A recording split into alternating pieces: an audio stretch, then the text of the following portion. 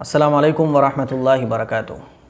नमाज के वाजिबात कितने हैं, सजदा सहव कब किया जाता है, कैसे किया जाता है, क्यों किया जाता है, इस सिलसिले में हमारी गुफ्तगू चल रही है। आज इंशाअल्लाह नमाज के वाजिबात कंप्लीट हो जाएंगे। नमाज का सही होना हर मुसलमान के लिए इंतहाई ज़रूरी है। हर मुसलमान की नमाज़ सही होनी चाहिए।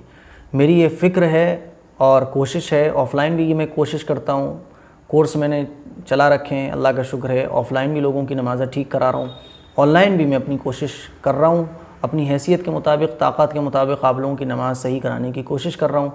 अल्लाह से दुआ है कि अल्लाह मेरे इस अमल को कबूल फ़रमाए। नमाज के कितने वाजिबात हैं, सजदा सहव कब किया जाता है, आप इसको जान चुके हैं। पिछली क्लिप्स अगर आपने नहीं देखी हैं तो डिस्क्रिप्शन चेक कर लें और उन क्लिप्स को जाकर देख लें। नमाज के अंदर जब गलती हो जाती है और हमसे नमाज का कोई वाजिब छूट जाता है या बहुत सारे वाजिबात छूट जाते हैं तो सजदा सहव किया जाता है। नमाज के वाजिब छूटने पर अगर किसी ने सजदा सहव नहीं किया तो फिर नमाज दोहरानी पड़ती है।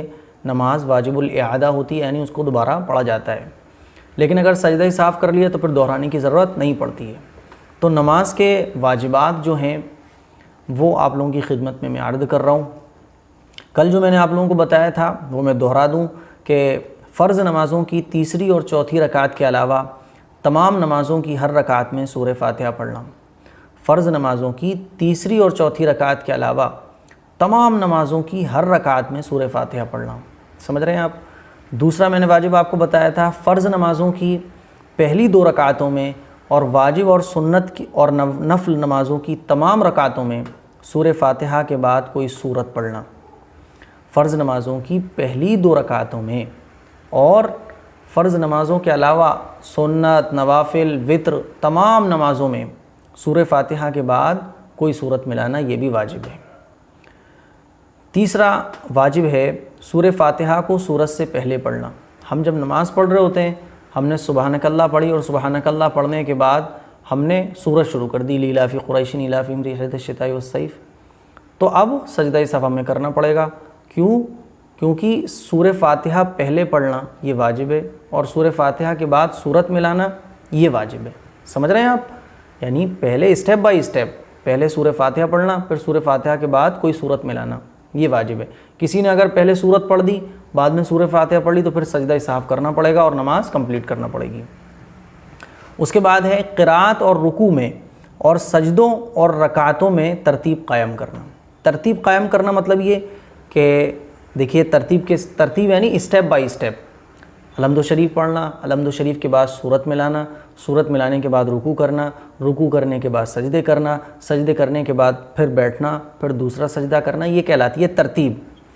तो क़िराअत और रुकू में और सजदों और रकातों में तरतीब कायम करना ये भी वाजिब है। फॉर एग्ज़ाम्पल जैसे मैंने आपको दिया कि पहले आपने सूरत पढ़ ली, उसके बाद सूरह फातिहा पढ़ ली, तो ये तरतीब नहीं है, स्टेप बाई स्टेप नहीं है, तो अब सजदा सहव करना पड़ेगा। फॉर एग्ज़ाम्पल किसी ने पहले सजदा कर दिया, सजदा करने के बाद फिर बाद में रुकू किया, तो ये तरतीब नहीं है, स्टेप बाय स्टेप नहीं है। तो स्टेप बाय स्टेप पहले रुकू, फिर सजदा, फिर बैठना, फिर दूसरा सजदा, तो ये तरतीब कहलाती है। स्टेप बाय स्टेप अमल को करना ये तरतीब कहलाती है। तो तरतीब कायम करना, क़िराअत में और रुकू में और सजदों में और रकातों में तरतीब कायम करना ये भी वाजिब है। अगर किसी ने पहले गलती से डायरेक्ट वो सजदे में चला गया, फिर बाद में रुकू कर रहा है, तो आप सजदा सहव करके नमाज कंप्लीट हो जाएगी। आगे देखें, क़ौमा करना। रुकू करते हैं हम, तो रुकू करने के बाद हम खड़े होते हैं ना, रुकू किया हमने, रुकू करने के बाद खड़े हुए, समी अल्लाहु लिमन हमीदा, तो ये जो हम सीधे खड़े होते हैं ये क़ौमा कहलाता है, ये क़ौमा कहलाता है, ये भी वाजिब है, ये भी वाजिब है।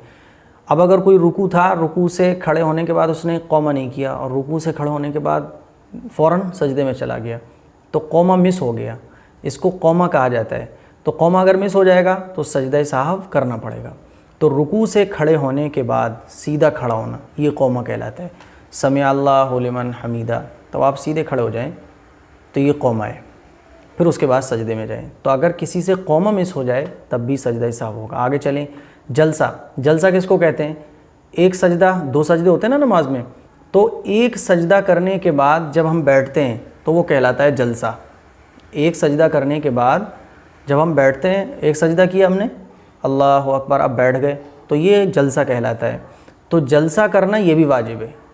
फॉर एग्ज़ाम्पल किसी ने सजदा किया, पहला सजदा सुबहान रब्बियल आला सुबहान रब्बियल आला वो पढ़ के उठे और जल्दी से फिर सजदे में चले गए, जलसा नहीं किया, तो ये वाजिब मिस हो गया, अब सजदा साफ़ करना पड़ेगा। तो दोनों सजदों के दरमियान सीधा बैठना ये जलसा कहलाता है और ये भी वाजिब है। तादील अरकान, इसके आगे वाला है तादील अरकान। आप काउंटिंग करते रहिएगा, इंशाअल्लाह 14 हो जाएंगे। नमाज के अंदर 14 वाजिबात हैं। तादील अरकान, तादील अरकान किसको कहते हैं?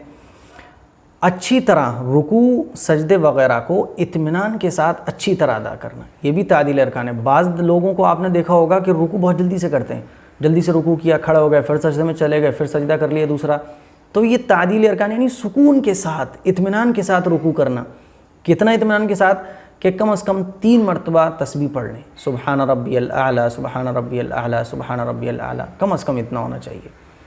ये नहीं कि बस गए और फिर उठ गए। तो ये तादील अरकान यानी रुकू सजदे वगैरह को इत्मीनान से अच्छी तरह करना, ये भी वाजिब है। अगर गलती से हमने सजदे में गए थे और फ़ौरन उठ गए, तस्बीह बगैर पढ़े, इत्मीनान नहीं लिया हमने सजदे में, तो फिर सजदा साफ़ करना पड़ेगा। अगर किसी ने सजदा साफ़ नहीं किया तो नमाज वाजिबुल इआदा होगी, दोहराना पड़ेगी। आगे देखें कायदा उला, एक होता है कायदा उला होता है, एक कायदा अखीरा होता है। 3 रकात वाली नमाज में और 4 रकात वाली नमाज में जो पहली अतहियात में हम बैठते हैं वो कायदा उला कहलाता है, और आखिर में सलाम फिरने के लिए जो बैठते हैं वो कायदा अखीरा कहलाता है। तो कायदा उला यानी 3 और 4 रकात वाली नमाज में 2 रकातों के बाद तशाहुद की मिक़दार बैठना, तशाहुद की मिक़दार बैठना। 3 रकात वाली हम नमाज़ पढ़ रहे थे, हमसे मिस हो गया, दूसरी रकात में बैठा जाता है ना, बाज़ दफ़ा ऐसा होता है कि जहन में नहीं होता है, हमें बैठना था, दूसरी रकात में हम बैठे नहीं, खड़े हो गए और क़िरात भी शुरू कर दी, अब याद आ रहा है हमें, तो अब हमें बैठना नहीं है, क्योंकि कायदा उला यानी 2 रकात के बाद बैठना कायदा उला ये वाजिब है। ये अगर मिस हो जाएगा तो फिर सजदा साहफ़ करके आप नमाज़ कंप्लीट कर लेंगे। समझ गए आप? कायदा उला यानी 3 और 4 रकात वाली नमाज में 2 रकातों के बाद तशाहुद की मिक़दार बैठना, ये भी वाजिब है। तशाहुद की मिक़दार बैठना, समझ रहे हैं आप? ये वाजिब है। और दोनों कायदों में तशाहुद पढ़ना, अत्तहियात पढ़ना। दूसरी रकात में जब हम बैठते हैं तो अत्तहियात पढ़ना, ये भी वाजिब है। आप और कायदा अखीरा में यानी सलाम फेरने से पहले जो अत्तहियात में बैठते हैं उसमें अत्तहियात पढ़ना, ये भी वाजिब है। अब क्या हुआ कि हम बैठे अत्तहियात में और अत्तहियात पढ़ना भूल गए, तो अब सजदा साहफ़ करेंगे और नमाज़ पूरी कर लेंगे। आगे देखें आप, इमाम को, ये इमाम के लिए, इमाम साहब के लिए है। इमाम को नमाज फ़ज्र, मैं आपको किताब से इसलिए बता रहा हूँ क्योंकि आप जब किताब में नमाज के वाजिबात देखेंगे, ये किताब रखी हुई है मेरे पास, मैं आपको किताब से इसलिए समझा रहा हूँ क्योंकि जब आप किताब से किताब में भी यही वाजिबात आपको नमाज में मिलेंगे। जब आप किताब से मेरी इस स्पीच को मैच करेंगे ना, सुनेंगे किताब से, और जो लिखे हुए हैं 14 वाजिबात हर किताब में यही मिलेंगे, आपको अलग नहीं मिलेंगे, तो आप मेरी बात को आसानी से समझ लेंगे और किताब, जिस किताब से आप पढ़ेंगे उसको भी आसानी से समझ लेंगे और किसी को समझा भी सकेंगे। फिर उसके बाद जो वाजिब है वो है इमाम को नमाज फ़ज्र, मगरिब, इशा, जुमा, ईदैन, तरावी और रमज़ान शरीफ के वित्रों में आवाज़ से क़िरात करना। ये इमाम साहब के लिए। अगर इमाम साहब नमाज़ पढ़ा रहे हैं फ़जर की तो फिर उनको ज़ोर से क़िरात करना चाहिए। इशा की नमाज़ अगर इमाम साहब पढ़ा रहे हैं तो उन्हें ज़ोर से क़िरात करना चाहिए। मगरिब की पढ़ा रहे हैं तो ज़ोर से क़िरात, तरावी पढ़ा रहे हैं तो ज़ोर से क़िरात। अगर वो आहिस्ता पढ़ लें, जब मिसाल के तौर पर इमाम साहब थे, नियत बांधी मगरिब की और आहिस्ता आहिस्ता पढ़ने लगे, आहिस्ता आहिस्ता पढ़ लिए, तो अब वो आखिर में सजदा साफ़ करेंगे और नमाज़ कंप्लीट कर लेंगे। ठीक है। और ज़ोहर असर वगैरह में आहिस्ता पढ़ना, ज़ोहर की नमाज़ में अगर हम पढ़ा रहे हैं तो आहिस्ता से पढ़ना, असर की पढ़ा रहे हैं तो आहिस्ता क़िरात करना। अब जो इमाम साहब ने नियत बांधी ज़ोहर की नमाज़ की और ज़ोर से क़िरात शुरू कर दी तो फिर सजदा साफ़ करेंगे और नमाज़ कंप्लीट हो जाएगी। और आगे है लफ्ज़ सलाम के साथ नमाज से अलहदा होना। अब नमाज हम ख़त्म करने जा रहे हैं तो अस्सलामु अलैकुम व रहमतुल्लाह, अस्सलामु अलैकुम व रहमतुल्लाह, तो ये सलाम के साथ नमाज को ख़त्म करना ये वाजिब है। ठीक है। आगे देखें, नमाज वितर में कुनूत के लिए तकबीर कहना और दुआए कुनूत पढ़ना। हम जब दुआए कुनूत पढ़ने जा रहे होते हैं, वितर पढ़ रहे होते हैं, तो अल्लाह अकबर कहकर जो हाथ उठाते हैं, है ना, तो तकबीर ये जो कही जा रही है अल्लाह अकबर, तो ये अल्लाह अकबर कहना कुनूत के लिए ये भी वाजिब है। अगर हम अल्लाह अकबर हमने नहीं कहा तो वाजिब छूट गया, सजदा साफ़ करेंगे, नमाज़ कंप्लीट करेंगे। दुआए कुनूत पढ़ना ये भी वाजिब है। हमने दुआए कुनूत पढ़ने के लिए हाथ उठाया, अल्लाह अकबर कहकर हाथ बांधे, दुआए कुनूत पढ़ना भूल गए, तैयात पढ़ना शुरू कर दी, है ना, या फिर ये हुआ कि हम रुकू में चले गए, तो फिर भाई तीसरी रकात में हमें दुआ कुनूत पढ़ ली थी, अल्लाह अकबर, हमने ये नहीं कहा डायरेक्ट रुकू में चले गए, तो फिर आप वापस नहीं आएंगे, बल्कि आखिर में सजदा सहव करेंगे और नमाज कंप्लीट कर लेंगे। अब आखिरी जो वाजिब है, 14 होने वाले हैं, 14 हो चुके हैं, दोनों ईदों की नमाज़ों में ज़ायद तकबीर कहना, ये ईदैन की नमाज़ का मसला है। ईद की नमाज़ अगर हम पढ़ रहे हैं तो जो 6 तकबीरें ईद की नमाज़ में होती हैं, उन 6 तकबीरों को बोलना ये भी वाजिब है, ये भी वाजिब है। तो अगर ईदैन की तकबीरें मिस हो जाएँ तो भी सजदा सहव करना पड़ेगा। एक आखिरी वाजिब है फ़र्ज़ नमाज़ों की पहली 2 रकातों को क़िरात के लिए मुकर्रर करना। हम फ़र्ज़ नमाज जो पढ़ रहे होते हैं, ये आखिरी वाजिब है, 14 वाजिबात हो गए। हम फ़र्ज़ नमाज जो पढ़ रहे होते हैं तो उसकी पहली 2 रकातों में क़िरात करी जाती है। क़िरात के लिए मुकर्रर करना, पहली रकात और दूसरी रकात, अलहम्दु शरीफ पढ़ना और अलहम्दु शरीफ के बाद सूरत मिलाना।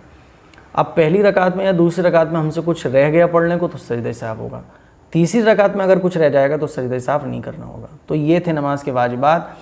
अगर अब भी आपको कुछ चीज़ समझ में ना आई हो तो आप मुझे कमेंट कर सकते हैं, इंशाल्लाह कल की क्लिप में मैं आपके सारे डाउट क्लियर कर दूंगा।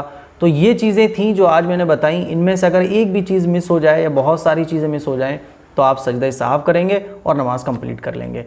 तो ये हमारा सजदा सहव का टॉपिक क्लियर हो चुका है। सजदा सहव कैसे किया जाएगा वो आप जानते हैं।